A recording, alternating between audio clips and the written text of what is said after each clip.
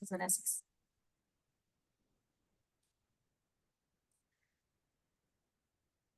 Muy bien. Muy buenos días a todas y todos.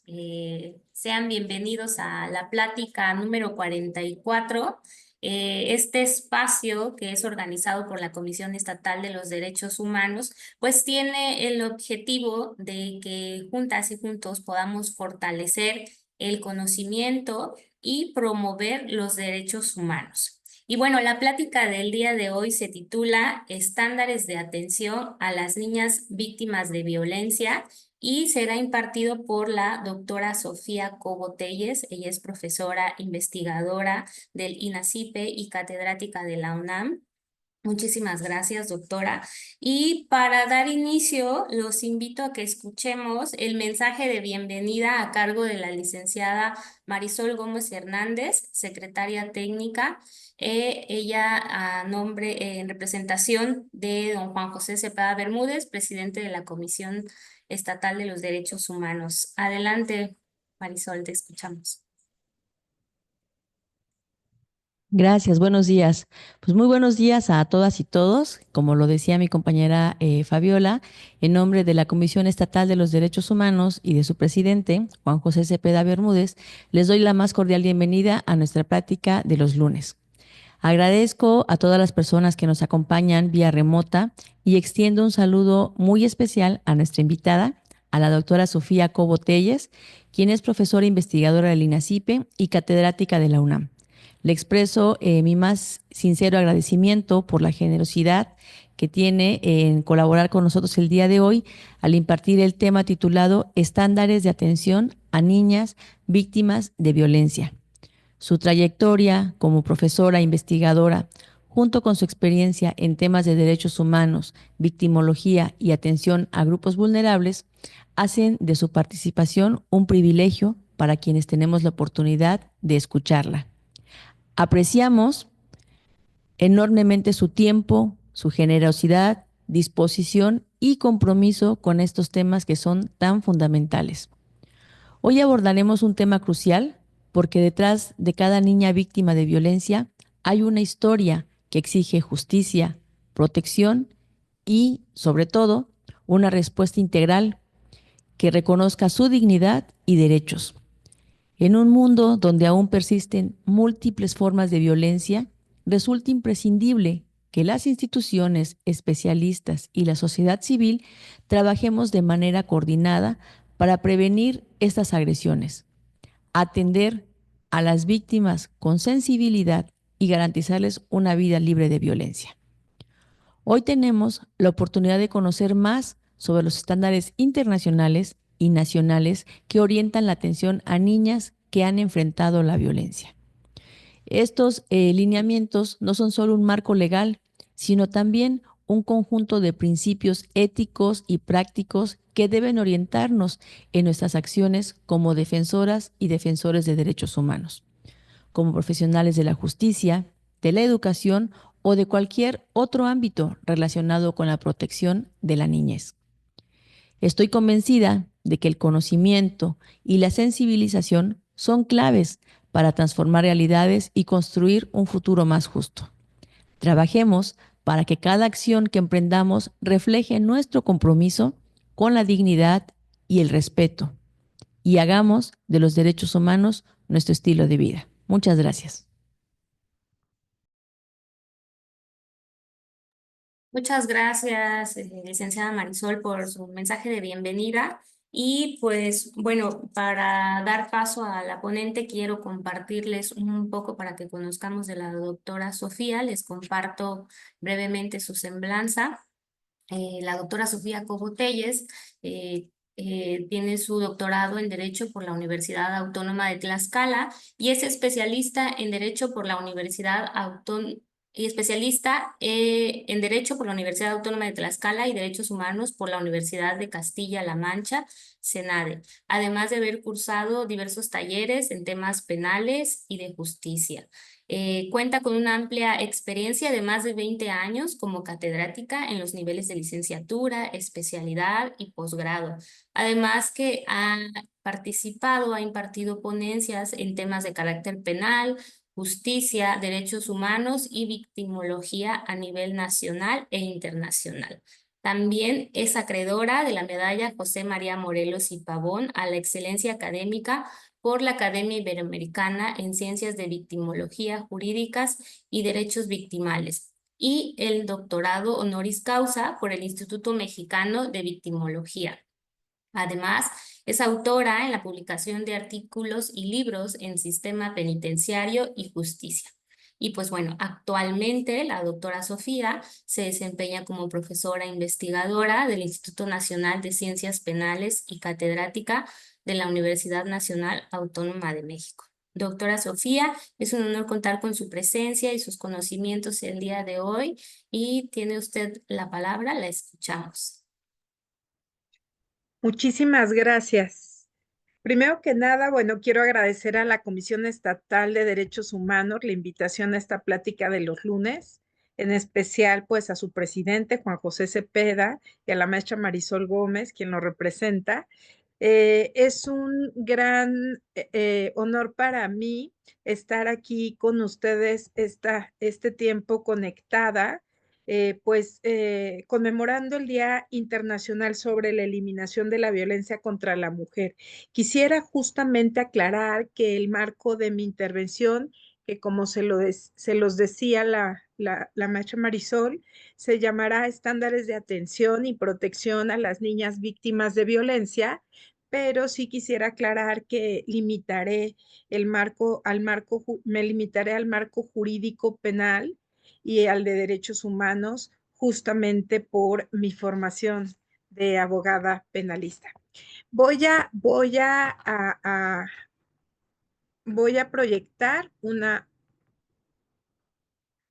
mi presentación.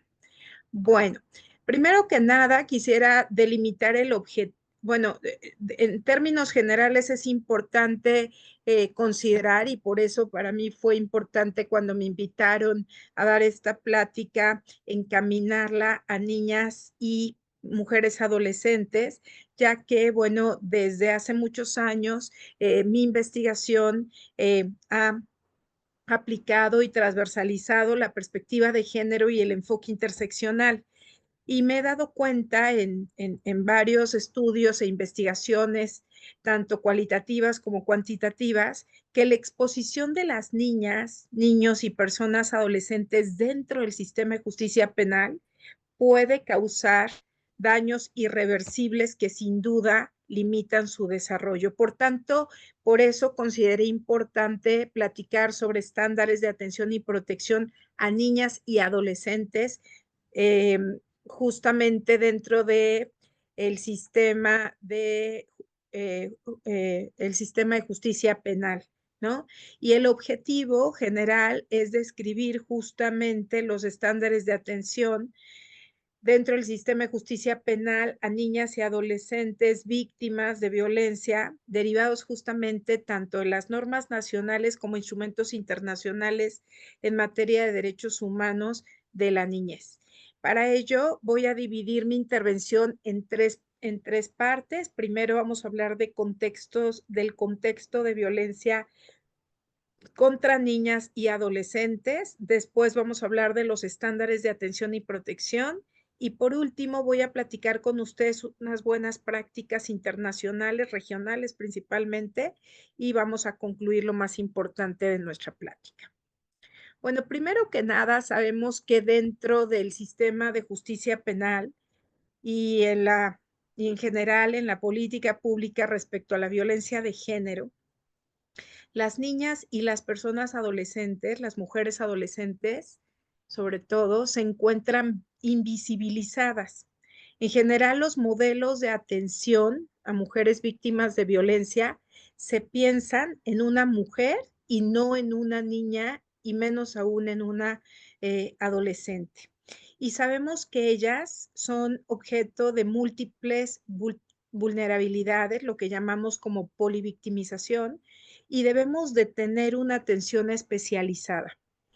2011 fue un año importante porque a partir de 2011 el Derecho Internacional de los Derechos Humanos conmemora el Día de la Niña Y a partir justamente de este Día de la Niña se empieza a visibilizar o se empiezan a visibilizar los derechos humanos específicos de las niñas y de las mujeres adolescentes. El sistema de justicia penal y concretamente, pues, en el tema que hoy vamos a abordar, violencia contra las niñas y mujeres adolescentes, hay autoras como Mari Belov que evidencian la presencia de vulnerabilidad triple. Dice, primero, la derivada de su edad, después, la de sus condiciones de género y tercero, cuando tienen esta condición de víctimas. Sabemos que el sistema de justicia penal necesita, evidentemente, crear una metodología de análisis y atención especializada a niñas y adolescentes, debido, como se los dije hace unos minutos, a que actualmente se trabaja bajo el mismo marco teórico, conceptual y normativo que las personas adultas, o cuando transversalizamos derechos de la niñez. Recordemos que la misma Convención de los Derechos del Niño tiene ahí unas áreas de oportunidad respecto a transversalizar la perspectiva de género. La Suprema Corte, sabemos que publicó el último protocolo para juzgar con perspectiva de infancias y adolescencias, en 2012, 2014 y 2021. Y bueno, sin duda este protocolo ha sido un gran paso, aunque creo que todavía nos hace falta centrarnos en la atención integral. En 2021, no sé si recuerden, se aprobó una reforma por parte del Congreso de la Unión, concretamente algunos artículos del Código Civil Federal y de la Ley General de Derechos de Niñas, Niñas y Adolescentes, que prohíben expresamente los castigos corporales y los tratos humillantes. Se resaltaron algunos datos, me hicieron favor de invitarme justamente a, a platicar dentro del Congreso, y se resaltaron algunos datos importantes respecto a la violencia infantil en general y en concreto respecto a las niñas y adolescentes. Por ejemplo, yo documento algunos, ¿no? Cada 24 horas mueren 3 niñas, niños, adolescentes a causa de violencia. En los últimos años fueron atendidos en servicios de salud 317,996 niñas y adolescentes por situaciones relacionadas con la violencia sexual.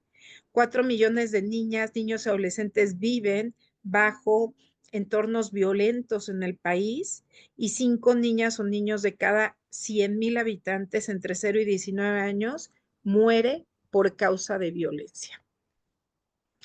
Desde mi marco teórico abordaré una definición amplia de la violencia contra niñas y adolescentes. Y este autor, que es Johan Galtung, es el que cumple mis expectativas, ¿no? ¿Por qué? Porque delimita una definición amplia, ¿no? de la violencia, ya que la concibe como cualquier limitación al desarrollo del ser humano. Y dice que la violencia se puede representar desde principalmente 3 maneras: directa, mediante manifestaciones; cultural, a través de actitudes; y estructural, a través de la negación de necesidades. La violencia sabemos que se puede presentar entonces, y sobre todo contra los niños, niñas y personas adolescentes, como una serie de carencias e incumplimiento de derechos. Y desgraciadamente se experimentan desde la primera infancia, desde el nacimiento o incluso antes del nacimiento.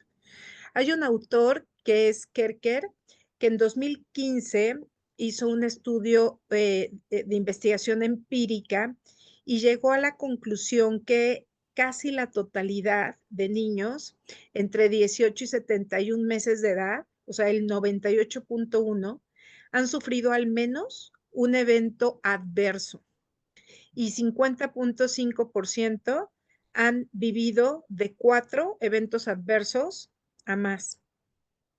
Respecto a esta primera exposición, se piensa que se empiezan a ocurrir aproximadamente al 1 año y medio de edad.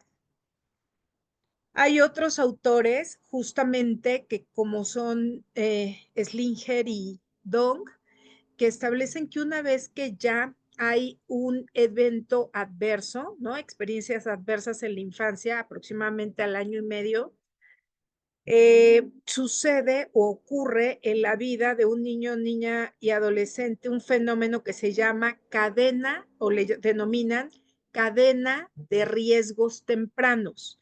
¿Qué quiere decir eso? Que aumenta, o sea, una vez que ya se sufrió una experiencia adversa, aumenta significativamente la posibilidad de tener experiencias adversas adicionales. Ahí justamente les pongo en la diapositiva una teoría, que es la teoría de las experiencias adversas de la infancia, que es una teoría que sobre todo pues se trabaja mucho en los países sajones, y ahorita justamente por eso los datos que les comenté, y trata esta teoría de demostrar cómo aquellas experiencias adversas o negativas en la infancia, así como la falta de recursos individuales, familiares o ambientales, pues limitan significativamente el desarrollo integral de los niños, niñas y adolescentes, ya que ellos solamente pueden lograr, y esto lo hemos trabajado mucho en otras pláticas, un desarrollo favorable, lo que llamamos un desarrollo integral, cuando existe un equilibrio entre su maduración física y las estimulaciones positivas en su vida familiar y en su contexto social. Si no, no se logrará este equilibrio. Entonces, la violencia, como ustedes la ven en la diapositiva, limita su desarrollo integral y provoca daños físicos, cognitivos, emocionales y conductuales de contenido irreparable. También tiene impactos sociales, ¿no? No solamente contra los niños y niñas o niñas y adolescentes, sino que también tiene impactos sociales, ya que la violencia, si no se erradica, genera lo que llamamos la normalización de la misma, creando lo que Johann Galtung establece como el círculo de la violencia, ¿no?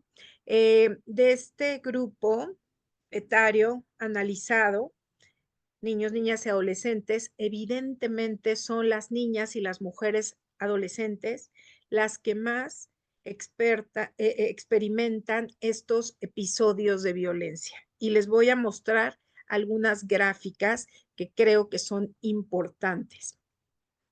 Esta encuesta es una encuesta de 2014, nunca, no se hizo otra, esta es la última, pero a mí me parece súper interesante porque INEGI en este año aplicó esta llamada ECOPRED, que es la encuesta de cohesión social para la prevención de la violencia y la delincuencia.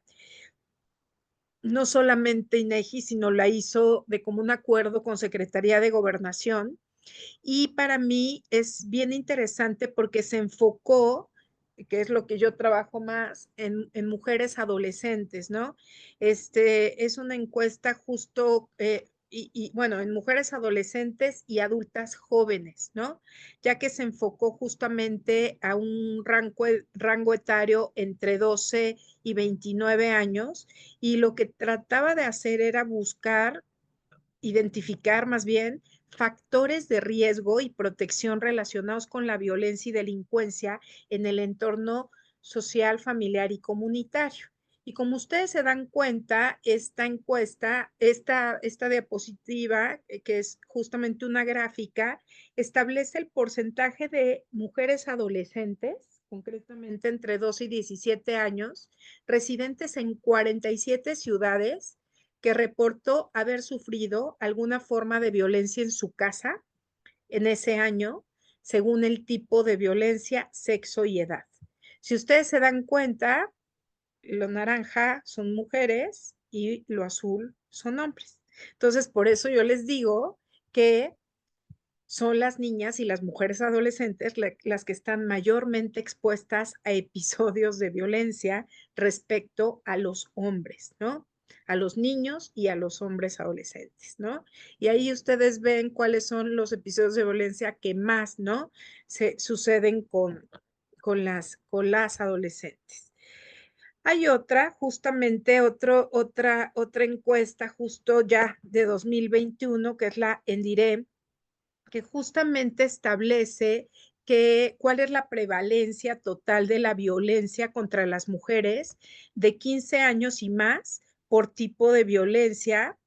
Y miren qué interesante, o sea, ahí está justamente dividido a lo largo de su vida y en los últimos 12 meses.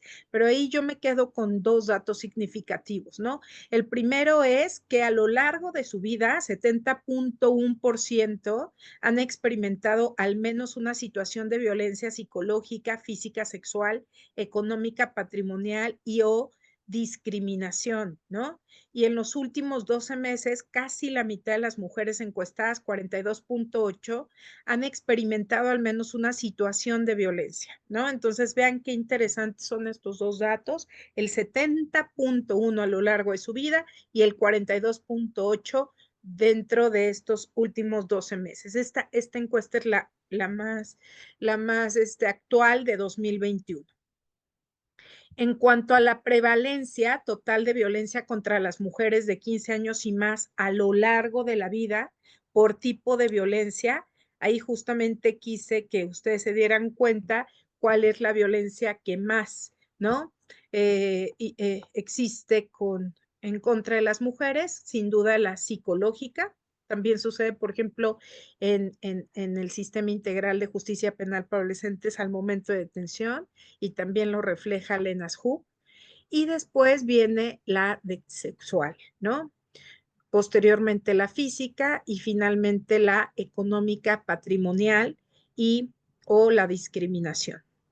Y por último, sí quise también pues presentarles, porque estamos hablando con un público mayormente de Chiapas, entonces sí quise presentarles la prevalencia total de la violencia contra las mujeres de 15 años y más a lo largo de la vida por entidad federativa, ¿no? Y entonces ahí ustedes ven pues los estados de la República que están en guinda son los que más o hay más prevalencia de violencia contra las mujeres, que son Estado de México con un 78.7%, Ciudad de México con un 76.2%, Querétaro con un 75.2% y los de menor prevalencia, y ahí están ustedes, Tamaulipas con un 61.7%, Zacatecas con un 59.3% y Chiapas con un 48.7%, ¿no? Que es el que tiene menor prevalencia. Entonces sí me pareció interesante presentarles este dato específico. Si ustedes analizan estas gráficas, pues evidentemente nos damos cuenta que son las niñas y las mujeres adolescentes las más violentadas desde edades tempranas. Las encuestas, pues lógico que solamente se dedican a niñas y adolescentes una franja etaria de 15 años o más, pero finalmente, si nosotros ponemos especial atención, las condiciones de género, la discriminación, ¿no? Dependiendo justamente del desarrollo evolutivo, de acuerdo justamente al principio de autonomía progresiva, pero además aumentamos la pobreza multidimensional, además aumentamos si pertenecen o no a pueblos o comunidades indígenas, si son migrantes, si son refugiadas, si son desplazadas, ¿no? O se encuentran en alguna situación de discapacidad, llegamos a la conclusión que de acuerdo al principio de interseccionalidad, nos encontramos ante situaciones de polivictimización, por lo tanto, el modelo de atención, el modelo de protección debe de ser todavía más reforzado, ¿no? Por sus condiciones, además, hay algo bien interesante que hemos estado trabajando mucho últimamente en la redacción de la Observación General número 27. Muy pocas niñas y adolescentes menores de edad se presentan a denunciar. Y si se presentan a denunciar, muy pocas continúan con el proceso penal debido a factores como violencia, como impunidad, como ausencia de especialización justamente en el trato de las instituciones encargadas de impartir justicia. Entonces, pues el estigma, la discriminación las hace no volver, ¿no? No continuar el proceso penal. El acceso a la justicia para las niñas y adolescentes víctimas de violencia en nuestro país, aunque sabemos que ha sido un tema prioritario en la agenda de organismos y de instituciones, todavía, desde mi particular punto de vista, sigue teniendo muchas áreas de oportunidad y justamente pues por eso creo que estamos aquí platicando. Fíjense que hace algunos pocos años, en 2022, se publicó esta opinión consultiva 29 por parte de la Comisión Interamericana de Derechos Humanos y justo habla de estos enfoques diferenciales. Y a mí me gusta mucho este párrafo que les presento que dice que es necesario que se creen condiciones de igualdad real para aquellos grupos que históricamente han sido excluidos y que no pueden ejercer derechos en las mismas condiciones que otras personas. Entonces, al no poder acceder, ¿no? O exigir derechos, lo que pasa es que entonces se encuentran en mayor grado de vulneración de derechos, es decir, son víctimas no solamente de violencia directa, sino también de violencia estructural a consecuencia justamente de estos impactos desproporcionados que tienen ante la administración de justicia, ¿no? Y ahí justamente es que me quiero quedar para pasar al siguiente tema, que ya es el tema de nuestra ponencia, que es la violencia estructural. O sea, no podemos hablar de estándares de atención y de protección especializada si no empezamos por definir qué entendemos por violencia estructural, ¿no?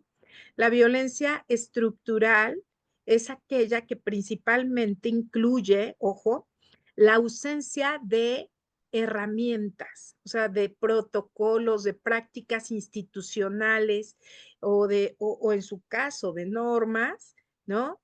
Que traen como consecuencia que las niñas, en este caso, y las mujeres adolescentes, se les prive y se les vulnere sus derechos. De ahí que por eso ellas no van a denunciar o si van a denunciar, no siguen con un procedimiento penal, ¿no? Entonces, a partir de esta definición, que es pues aquella ejercida abusivamente por agentes y funcionarios del Estado en cumplimiento de sus funciones, es importante que empecemos a hablar de los estándares de atención y protección especializada. Hay varios documentos, ¿no? Fuentes tanto nacionales como internacionales. Ahí les pongo a la Constitución, a la Ley General de Derechos, a la Ley Nacional del Sistema Integral, a la Convención de los Derechos del Niño, a la Convención Americana de Derechos Humanos, a la Opinión Consultiva 17/2002, a las Guías de Santiago, ¿no? Pero también tenemos otros documentos ya específicos en materia de derechos humanos de las mujeres, ya que tienen estándares específicos, que sabemos que son pues la CEDAW, Belén do Pará, ¿no? Que finalmente, bueno, y mucha jurisprudencia de la Corte Interamericana, incluso la Corte Interamericana tiene una línea jurisprudencial bien definida, ¿no? Y bueno, pues es importante que un poco les cuente los estándares desde el papel y ya después los estándares de atención desde el papel y ya después nos iremos a cómo estos se pueden aplicar en la práctica. Finalmente, miren, ahí están los otros estándares, ¿no? De la Declaración Universal de Derechos Humanos, la CEDAW, la Convención Belén do Pará, la Constitución y la Ley General de Acceso a las Mujeres a una Vida Libre de Violencia. A ver, primero que nada, creo que es interesante que partamos, desde mi punto de vista, el análisis de los estándares, debemos de partir de este artículo 19 de la Convención Americana de Derechos Humanos, el Pacto de San José. creo que este es sumamente importante porque el artículo 19, que habla de los derechos del niño, así tal cual, establece que todo niño tiene derecho a medidas de protección, ahí, que por su condición de menor requieren por parte de la familia, de la sociedad y del Estado. Entonces, ahí va el primer estándar, ¿no? O sea, a fuerza, la familia, la sociedad y el Estado tiene que eh, eh, eh, otorgar medidas de protección a los menores de edad. Otro estándar importante es la opinión consultiva 17/2002, que incluye justamente que habla sobre condición jurídica y derechos humanos del niño, que delimita, primero que nada, a la familia como núcleo central de protección. Separa, o sea, el hecho de separar a un niño, niña y adolescente de su familia debe de ser una medida excepcional. Vean cómo todo esto son estándares de protección y de atención. También delimita estándares sobre condiciones de vida y educación de niños, niñas y adolescentes, y a esto se les llama obligaciones positivas de protección. Hay un apartado específico, que es el apartado 9, que delimita estándares mínimos, tanto en los procedimientos administrativos como judiciales, en los que participan los niños, que son debido proceso, garantías de protección y participación del niño. Perdón que hable en masculino, pero desgraciadamente todos estos documentos hablan de esa manera, que es una gran área de oportunidad. También tenemos las guías de Santiago. Ahí están, que son las guías sobre protección a víctimas y testigos. Su objetivo, el objetivo de estas guías de Santiago es, como su nombre lo indica, fortalecer los derechos de las víctimas y de los testigos. Y si bien es cierto, no se crearon exclusivamente para las niñas, niños y adolescentes, sí hay un epígrafe que habla exclusivamente de la protección a niños, niñas, adolescentes, víctimas y testigos, que es, bueno, primero, el capítulo primero habla del trato a la víctima, el segundo del trato a testigos y el tercero habla sobre las actuaciones para su seguimiento, pero específicamente habla de ciertas características que debe de tener un menor de edad cuando participa en un proceso. Y yo aquí les quise resumir 5, ¿no? Primero, dice que, bueno, pues que no se debe desacreditar eh, a la víctima solamente por ser menor de edad, ¿no? Segundo, habla de que no se debe de instrumentalizar en ningún momento al menor víctima por personas adultas. Después, habla de la premisa de máxima cautela, que es decir, que es justo lo que dice el artículo 19 de la Convención, que dice que su participación debe siempre resguardar su identidad, su imagen y su intimidad.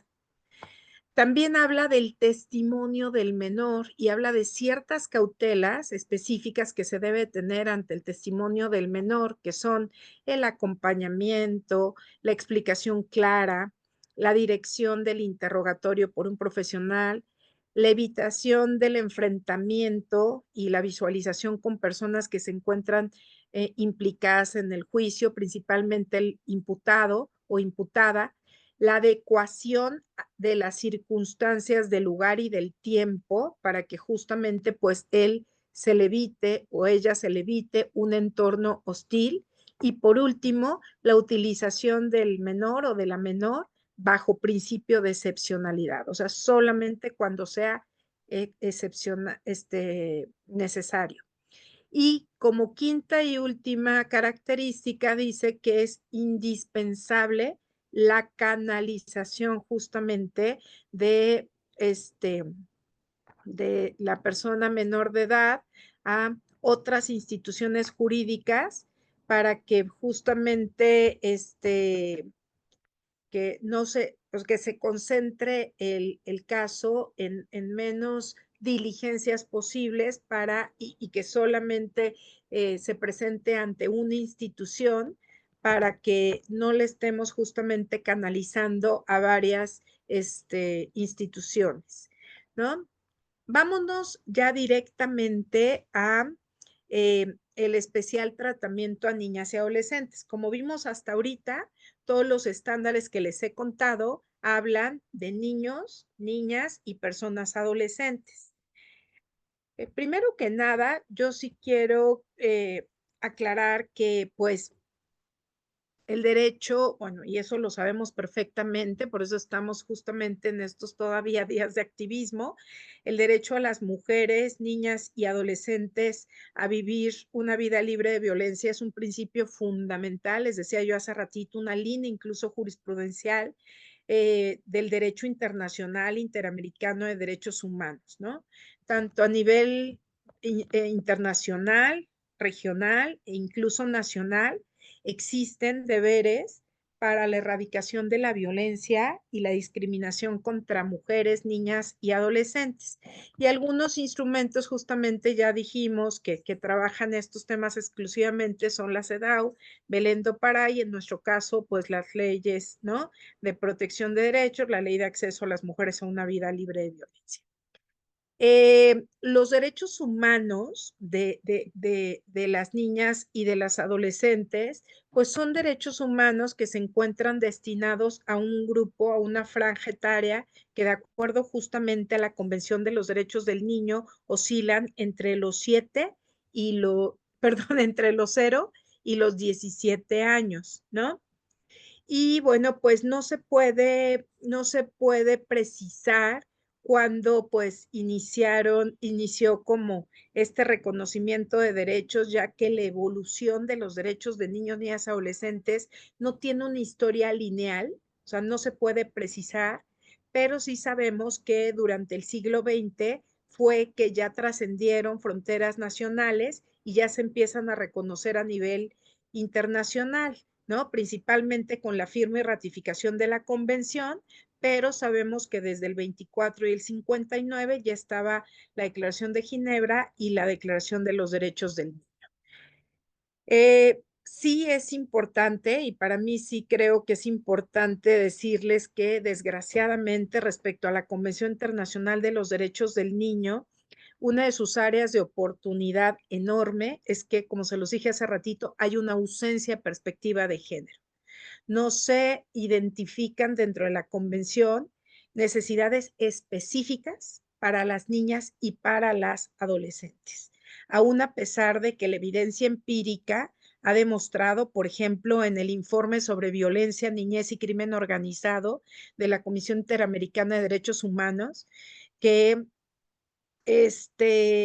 la trata de personas, concretamente habla del año de 2016, las víctimas de trata en Centroamérica y en el Caribe sumaron aproximadamente las niñas y las mujeres un 80% del total de las víctimas, ¿no? Principalmente por explotación sexual. Y de ese 80%, el 55% son menores de edad, ¿no? Entonces sí creo importante que tengamos un especial tratamiento a niñas y adolescentes. En general, los sistemas de justicia fueron concebidos por hombres, lo que sistemáticamente desconoce y no coadyuva a adaptar el sistema de justicia penal a las necesidades de las mujeres. Como se argumentó hace ratito, el caso de las niñas y las adolescentes, por su condición de mujeres y menores de edad, suele presentarlas ante múltiples situaciones de vulnerabilidad, ¿no? Polivictimización. Las diferencias de género y las múltiples vulnerabilidades nos obligan más bien a un tratamiento especial, lo que llamamos acciones afirmativas para llegar a la igualdad sustantiva. Si bien es cierto, la Convención sobre los Derechos del Niño adapta procedimientos apropiados sobre el principio de interés superior, ¿no? Que habla sobre la prioridad en el ejercicio de derechos de niños, niñas y adolescentes, ¿no? Que establece que todos y todas tenemos que considerar a ellos y a ellas como un grupo prioritario de atención, creo importante que pues tengamos presente que debemos de brindarles principalmente a las niñas y a las mujeres adolescentes garantías reforzadas dentro del sistema de justicia penal que salvaguarden sus derechos desde un enfoque holístico. Es decir, debemos de considerar todas las dimensiones de su desarrollo, las dimensiones física, psicológica, cognitiva y social, ¿no? Todo sistema de justicia debe fundamentarse en las garantías reforzadas y en la transversalización de la perspectiva de género y el enfoque interseccional.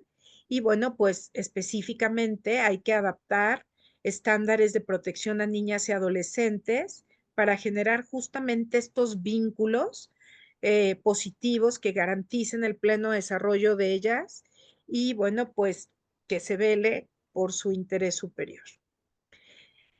Según la observación 14 del Comité de los Derechos del Niño, hay algunas garantías procesales que se deben de seguir para considerar justamente cuando pues hay un asunto en el que están presentes niños, niñas y adolescentes, como son el derecho a expresar su opinión, ¿no? Ahí va un estándar, la determinación de los hechos por personal idóneo, la percepción de tiempo en la vida de un niño, que no es la misma, y de una niña, que no es la misma que una persona adulta, que sea aplicado por personal cualificado, que tenga una representación letrada, que, que haya una argumentación jurídica armónica al principio de interés superior, que existan mecanismos para revisar las decisiones y que se haga una evaluación de impacto. O sea, ¿qué impacto tuvo en la vida de la niña y del adolescente la decisión jurídica o administrativa que se tomó? ¿No? Entonces, sí es sumamente importante, primero que nada, pues dejar como clarísimo este derecho a la participación, que no solamente incluye el derecho a escucharla, ¿no? Sino también el derecho a informarla. Es importantísimo que entendamos la participación en un sentido extenso, ¿no? A no discriminarla, a generar esta figura de una persona de apoyo y que su testimonio tenga validez, ¿no? Además de generar lo que conocemos como medidas de protección, medidas cautelares de protección, y que pues las diligencias todas tengan una temporalidad reducida respecto a una diligencia en la que pues no existen, no están presentes personas menores de edad, niñas y adolescentes. Los espacios físicos deben de ser armónicos, deben de ser amigables y el personal justamente que la acompañe debe de estar presente, que es justamente esta persona de apoyo, debe estar especializada, debe estar presente en todo momento, en especial justamente cuando que sea personal del sexo femenino, cuando se trata de niñas y de adolescentes mujeres. Hay varios casos paradigmáticos que la Corte Interamericana ha resuelto que tienen una implicación directa en los estándares de protección de niñas y adolescentes. Hay muchos. Entre ellos, por ejemplo, tenemos el caso de las niñas Yani Bosico contra República Dominicana. También tenemos en donde se habla de eliminar la discriminación concreta a dos niñas haitianas, ¿no? Y que se le brinde educación, ¿no? Y se proteja su derecho a la identidad. También el caso González y otras contra México, que reconoce el otorgamiento de medidas de protección especialmente contenido en el 19 del Pacto de San José, porque dos fueron feminicidios infantiles, debido a que dos fueron feminicidios infantiles. El caso Rosendo Cantú y contra México, justamente, pero sobre todo aquí creo que hay un caso que es súper importante, que es el BRP y otros y otras contra Nicaragua. Este último generó los estándares de atención especializada y reforzó las obligaciones del Estado para garantizar la protección a niñas, pero también la reparación del daño a niñas víctimas de violencia sexual desde un enfoque de derechos humanos y perspectiva de género.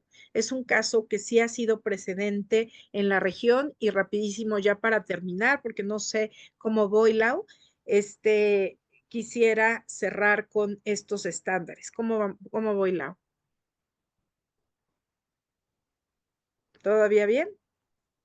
Bueno, vamos rápido con los 8 estándares que la Corte Interamericana ha establecido o estableció a la luz de este caso BRP contra Nicaragua. Primero, dice que debe de haber una protección integral, ¿no? Como les decía yo, en donde se consideran todas las esferas de su desarrollo holístico, ¿no? Físico, psíquico, cognitivo y social. Segundo, debe de haber mecanismos de prevención primaria y secundaria respecto a la violencia sexual, ¿no? Es decir, hay que crear mecanismos preventivos y no reactivos, ¿no? Tercero, se habla sobre el acceso a la justicia directa por parte de las niñas y adolescentes y a que tengan una atención psicológica y médica especializada durante todo el desarrollo del procedimiento, incluso posteriormente al mismo. Se habla de la prevención de la reparación, de la prevención de la revictimización y de la reparación integral del daño y la capacitación y sensibilización de todo el personal operativo que trabaja con ellas bajo un enfoque interseccional. En cualquier acto y decisión que se tome, siempre se va a tomar en cuenta la situación, dice la Corte, particular de las niñas y de las adolescentes desde este enfoque transversal y desde este enfoque interseccional. La perspectiva de género debe de ser un marco de referencia, pero también interpretativo. Y pues sí, se establece como una obligación a todo el personal operativo del sistema de justicia penal para lograr la igualdad sustantiva, esta aplicación de la perspectiva de género, ojo, el lenguaje incluyente, ¿no? Como dice nuestra presidenta, lo que no se nombra no existe. Hay que eliminar también costumbres, tradiciones y perjuicios sexistas y desarrollar campañas permanentes de sensibilización en este sentido, ¿no? Este reconocimiento de la titularidad de derechos bajo el principio de autonomía progresiva se fundamenta principalmente en el artículo 12 de la Convención, que habla del derecho a la participación in extenso, como les decía, a escucharla, pero también a informarla.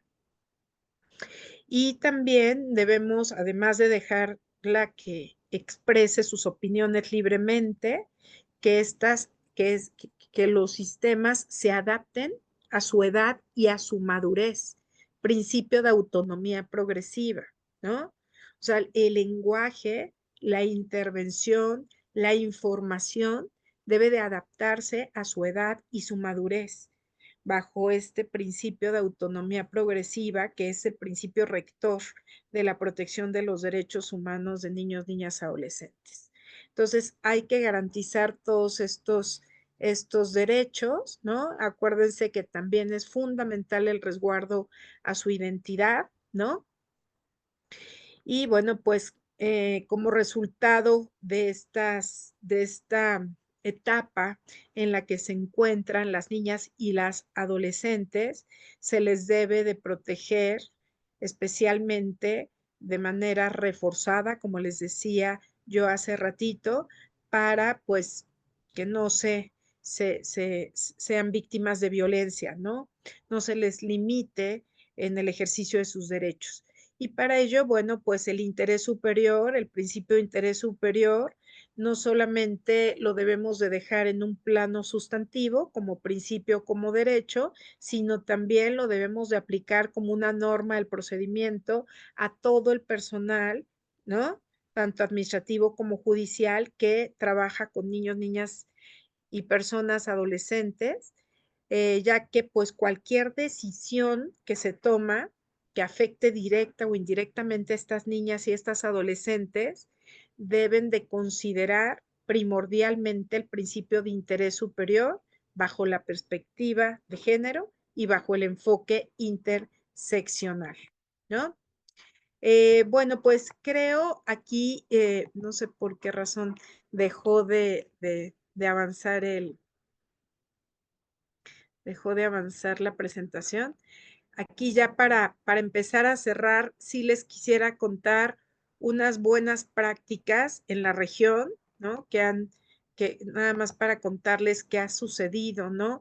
En algunos países de la región y cómo han adaptado estos estándares que les acabo de decir.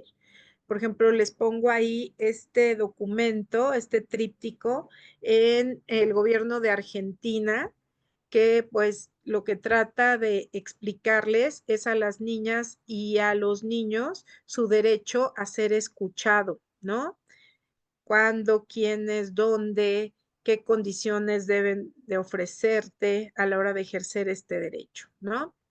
Bueno, también como se los decía yo hace ratito, ACNUR en 2008 publicó estas directrices de determinación de interés superior, ya que y establece para mí algo bien interesante, que es un procedimiento simplificado que asigna responsabilidades hacia todas las personas que directamente están involucradas con niños, niñas y adolescentes, de cómo deben de ajustar el interés superior a los procedimientos. Aquí, pues como es ACNUR, es el procedimiento exclusivamente administrativo, pero también, ojo, ese procedimiento simplificado también se puede aplicar a cualquier tipo de procedimiento. Por eso a mí me gustan mucho estas directrices.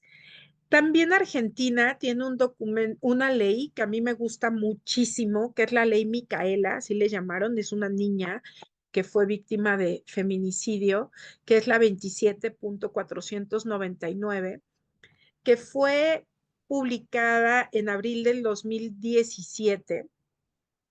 Y lo que hace la ley Micaela es establecer una capacitación obligatoria en la temática de género y violencia contra las mujeres para todas las personas que desempeñen cualquier nivel en la función pública.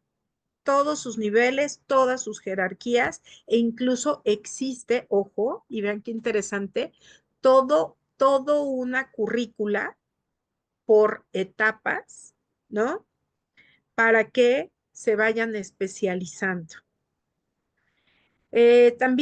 También la ley Brisa, fíjense que también en Argentina se publicó esta ley Brisa, la número 27.452, que habla de reparaciones de niñas y adolescentes con perspectiva de género y enfoque interseccional. Las reparaciones, habla justamente de la importancia de prever reparaciones integrales, específicamente para niñas y adolescentes víctimas de violencia. Y bueno, debe garantizar, por ejemplo, una pensión mensual, una cobertura de salud completa a todas aquellas que hayan sido víctimas colaterales, en concreto de feminicidio o violencia familiar de género, ¿no? Y uno de sus progenitores haya fallecido. Pues ya para cerrar, ¿no? Creo que es importante, pues, concluir con ustedes que la razón fundamental eh, de crear estándares de atención y de protección especializada es, pues, llegar a lo que conocemos como una igualdad sustantiva, ¿no? Tener presente en todo momento la doctrina de protección integral, el principio de autonomía progresiva y transversalizar la perspectiva de género y el enfoque interseccional en niñas y en adolescentes que se encuentran en condiciones que o se encuentran justamente dentro del sistema de justicia penal y que puedan ser justamente o se encuentren en riesgo de ser vulneradas o limitadas en sus derechos, ¿no? Aquí es muy importante justamente que si es necesario realizar ajustes institucionales, se haga, ¿no? Para reconocer sus derechos, debemos justamente construir mecanismos de protección sensibles a esa situación de polivictimización que viven ellas. Y bueno, pues para ello hay que disminuir todos los efectos negativos con estas respuestas y pues específicas para niñas y adolescentes. Muchas gracias. Yo creo que con esto es todo. Ya nada más me faltaba una diapositiva en la que les pongo mis datos, pero no sé por qué de repente se pasma la presentación. Ahí están mis datos. Estoy para servirles. Nada más les pido un segundo porque estoy a punto de que se termine mi pila. Voy rapidísimo a conectar la computadora y me pongo a su disposición para cualquier pregunta y respuesta. Un minuto.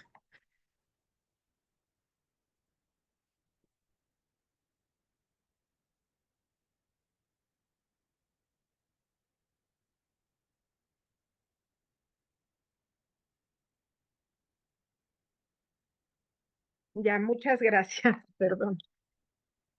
Muchas gracias, doctora Sofía, por esta colaboración, por la exposición tan clara que nos ha dado acerca de los estándares y la protección hacia las niñas víctimas de violencia. Y vamos a pasar al mensaje de cierre, de conclusión. Se encuentra con nosotros la doctora Jacqueline Ángel Juan. Ella es visitadora general especializada en atención de asuntos de niñas, niños y adolescentes, que en representación de don Juan José Cepeda Bermúdez, presidente de la Comisión Estatal de los Derechos Humanos, nos tiene el mensaje de cierre y nos apoyará también con la entrega del reconocimiento. Adelante, doctora. Muchas gracias, estimada maestra Laura Fabiola. Saludo con gran aprecio, con reconocimiento y mucho respeto a la doctora Sofía Cobo, agradeciéndole que ha sido una gran aliada para la Comisión Estatal de Derechos Humanos en las veces que hemos solicitado su colaboración de manera muy amable. Hace espacio en su agenda para compartirnos un poquito de su vasta experiencia en la materia. Ella realmente ha dedicado muchos años al estudio de los derechos de niñas, niños y adolescentes, y como cada uno de ustedes y yo pudimos constatar una vez más la claridad con la que ella habla de manera tan sencilla y nos va compartiendo los criterios, ¿verdad?, que hay en materia de derechos, en este caso de las niñas, tanto en el sistema interamericano como en el sistema universal de derechos humanos. Realmente es un gran aporte para la labor que se realiza desde este organismo defensor de los derechos humanos y principalmente desde la perspectiva de las niñeces y adolescencias, dadas sus peculiaridades y características en sus etapas de desarrollo. Dentro de su exposición tan magistral, tan clara, pudimos rescatar muchos puntos, por supuesto, y es importante tener en cuenta, ¿verdad?, las herramientas que también ella nos ha compartido, como lo es el protocolo de la Suprema Corte de Justicia de la Nación. También ver estos datos que pintan una realidad muy triste, muy preocupante, pero que a la vez debe ser el principal aliciente para redoblar esfuerzo en la defensa de los derechos humanos de las niñas, niños y adolescentes. Pues ver estas cifras tan alarmantes de 4,000 millones de niñas, niños y adolescentes, ¿verdad?, que mueren cada 24 horas y 3 de ellas son niñas, niños, por violencias, las diversas formas de explotación, de abusos, de formas de violencias que se sufren y también este reflejo de nuestra realidad tanto en Chiapas como en México en general, que pues por supuesto se encuentran documentadas en las duras estadísticas, pero que realmente son personas, son vidas, son el presente de nuestra nación, de nuestra sociedad. Y por ello, el tema de los estándares que nos ha compartido son el eje o son la directriz que debemos de retomar en nuestra tarea diaria, cotidiana, para poder hacer realidad del respeto a los derechos humanos, un estilo de vida como es la visión de esta comisión. En este sentido, agradecemos muchísimo, doctora Sofi, le agradezco y le mando un fuerte abrazo, muchas gracias. Y a nombre de la Comisión Estatal de Derechos Humanos, nos permitimos hacer entrega de un reconocimiento que le pido por favor a la maestra Laura Fabiola pueda proyectarlo en este momento en la pantalla. Muchas gracias. Bien, la Comisión Estatal de Derechos Humanos de Chiapas otorga el presente reconocimiento a Sofía M. Cobo Telles por participar por impartir la plática Estándares de Atención a las Niñas Víctimas de Violencia en la ciudad de Tuxtla Gutiérrez, Chiapas, a 2 de diciembre del año 2024, firma Juan José Cepeda Bermúdez, presidente de esta comisión. Enhorabuena y muchísimas gracias, estimada doctora Sofi. Esperamos seguir en comunicación y cada vez que tenga usted espacio nos haga el honor y privilegio de compartir sus experiencias y conocimientos en esta comisión. Muchas gracias. Al contrario, muchas gracias, Jackie, gracias a Laura, gracias a todas y a todos por la invitación y cuando quieran ya saben que aquí estoy siempre para ustedes. Muchísimas gracias, doctora. Pues de nuevo nuestro agradecimiento y también agradecer a todos quienes estuvieron presentes, quienes participaron, a todo el equipo también técnico que nos apoya y pues los invitamos a todas y a todos que sigan en contacto con nosotros. Nos vemos el siguiente lunes. Que tengan un excelente día y un excelente inicio de semana. Muchas gracias. Gracias, hasta luego, abrazo, amiga. Bye.